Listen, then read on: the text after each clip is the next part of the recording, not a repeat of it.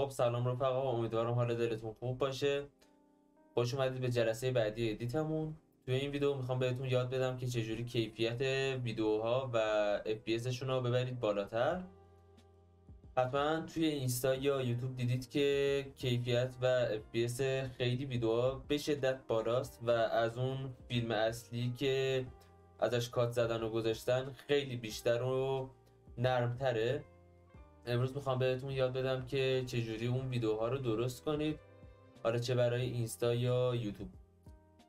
من یک ادیت چند روز پیش زدم و داخل اینستا گذاشتم و همچنین یوتیوب، که حالا توی یوتیوب کیفیت شورت هایی که میذاریم فکر کنم 720 بیشتر نمیشه، به خاطر همین زیاد قشنگ نشون نمیداد، ولی توی اینستا کیفیت بالایی داره. اگه خواستید میتونید برید ببینید، همین الان روی صفحه هم میاد.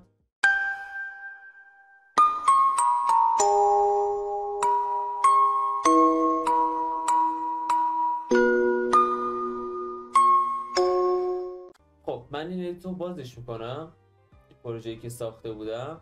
من یکی از این ویدیوها رو انتخاب کنم، مثلا این ویدیو خوبه. کامپوزیشنم رو اندازه این ویدیو کنم که فقط همین رو نشون بده.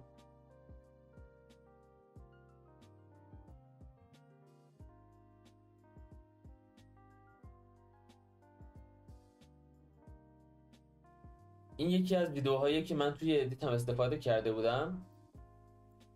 این ویدیو خامشه و این نصف کاریه که روی کیفیتش انجام دادیم، کار کاملش نیست. شما برای اینکه همچین ادیت هایی بزنید با همچین کیفیتی به 2 برنامه نیاز دارید. البته یه دونه پلاگین برای افتر افکت و یه دونه برنامه. پلاگینی که ازش باید استفاده کنیم پلاگین یونیورس هست و اون برنامه که ازش استفاده کنید برنامه توپس هست که لینک دوتاشون رو توی دیسکورد هم میذارم. توی سایتی که ازش قرار دانلود کنید آموزش نصبشون هم هست، میتونید برید آموزشش رو بردارید و نصب کنید. کاری که شما باید بکنید توی قسمت افکت هم پریست اینجا سرچ میکنید لوک و این پلاگین رو میکشید میندازیدش روی اون لایه‌تون. سمت چپ یه بخشی براتون اضافه شد، همین لوک، که شما برای اینکه کیفیت ویدیوتون رو ببرید بالا باید بزنید روی قسمت ادیت زیر لوک. خب شما وقتی روی لوک کلیک میکنید روی قسمت ادیتش با همچین صحنه مواجه میشید. 2 قسمت داره، یه قسمت تولز داره و یه قسمت لوک. من خودم این ادیتو با قسمت لوک زدم. اینجا کلی افکت های آماده هست که میتونید برید استفاده کنید، ببینید کدومش به ویدیوتون میاد بیشتر. اینجا هر کدوم خواستید دسته‌بندی شده، توی قسمت لوکس همشون هست. افکتی که من خودم ازش برای این ویدیو استفاده کردم فقط هم یه تیکه ویدیو کنترل کیک هست که میبینید چجوری تغییرش میده. افکت های دیگه ای هم هست، میتونید برید استفاده کنید ببینید کدومش بیشتر به ویدیوتون میشینه، بهش میاد، قشنگ ترش میکنه. مثلا حالا اینم بهش میاد ولی خب به نظر من این براش قشنگ تره. اینو انتخاب میکنم و بعدش هم اینجا این تیکو میزنم. اما خودتون اگه بخواید به صورت دستی این تغییرات رو ایجاد کنید، این قسمت میبندید میاد توی قسمت تولز. اینجا بخشای مختلفی داره که حالا باید بیاد استفاده کنید ببینیدش کدوم به ویدیوتون بیشتر میاد. همونطور که اون موقع گفتم، مثلا یکی از افکتایی که خیلی بیشتر استفاده میشه گرید اکسپوژره. بیاید اینجا شما میتونید مشخص کنید که از کدوم سمت نور بیشتر وارد بشه. میتونید قشنگ معلومه که مثلا به هر طرفی بکشیدش از همون طرف نور بیشتری وارد بشه. بذارید این عددش رو بیشتر کنم. مثلا من الان زدم از این طرف نور بیشتری وارد بشه. اینو از هر طرف بکشم همون طرف بیشتر نورش میشه.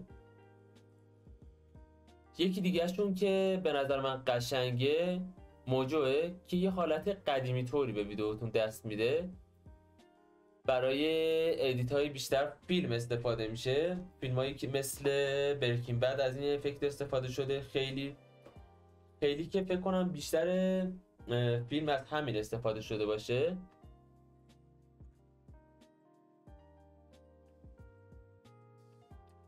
قسمت های دیگه ای هم هستن که میتونید برید خودتون استفاده کنید و خب حالا ببینید که کدوم به ویدیوتون میاد. خب اینجا کار ما با برنامه افتر افکت تموم شد. اونجا ویدیوتون رو اون افکت رو میندازید روش، سیوش میکنید و رندرش میگیرید. بعد از اون میاد توی برنامه توپز که حالا نسخه خودم رو روی صفحه میذارم که اگر خواستید مثل خودم باشه اینجا. خب اینجا یا میتونید بکشید اون ویدیوتون رو بندازید توی برنامه، یا اینجا از توی برنامه ویدیوتون رو انتخاب کنید. شما وارد محیط برنامه که میشید اون ویدیوتون رو اد میکنید. اینجا سمت راست یه پنلی داره به نام AI مدل. شما برای اینکه کیفیت ویدیوتون رو ببرید بالا، اول از همه وارد قسمت کرونوس فست میشید، کرونوس فست 20. و اینجا اول از همه ویدیو فرمتتون رو انتخاب میکنید. بعدش این عدد رو میذارید روی 20. اینم بهش دست نمیزنید، البته به صورت خودکار خاموشه. شما قسمت پایینی میتونید FPS ویدیوتون رو تغییر بدید. یعنی چی؟